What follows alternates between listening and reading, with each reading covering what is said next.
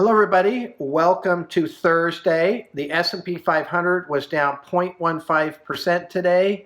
It actually opened up around 1% negative and went down a little bit more than that and then spent the rest of the day kind of fighting its way back. Almost got all the way back.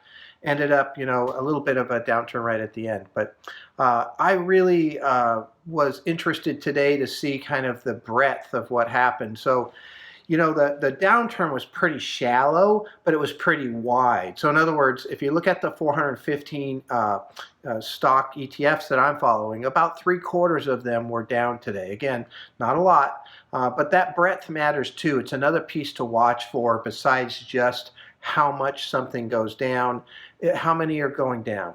But probably the biggest story for me today really was two of our targeted indexes were up. We had the U.S. construction piece that was up 1.2% today, and then we had the pet care that was also up today.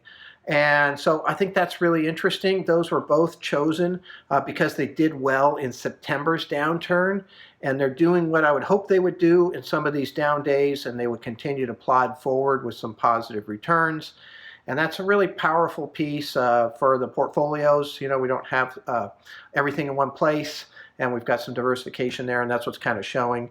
Of course, bonds did pretty well today. Treasuries have been on a run here for a while, and that's good. We have a lot of treasuries, and they've been underperforming pretty badly, actually, compared to the other bonds. Again, I keep treasuries in the portfolio because they generally go up when the market goes down. Now, one of the problems that will happen with treasuries right now is that the rates are so low, they don't have as much room to go up. And so, because when rates come down, the prices go up, but when there isn't as much room to come down in rates, the prices don't move as much. So they won't be as spectacular as they have been in the past as a parachute. But they're still better than a lot of the other things.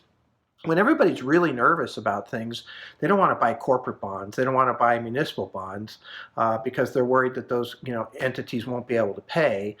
They want to buy treasuries because there's an expectation that the U.S. would be able to continue to pay. So that paid off today. That's good. And that paid off these last couple of days where the market's been down. The treasuries have been doing quite well. So I think we did pretty well today altogether again, even though it was a down day.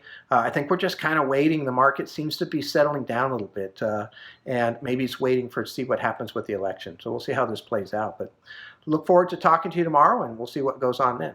Thank you very much.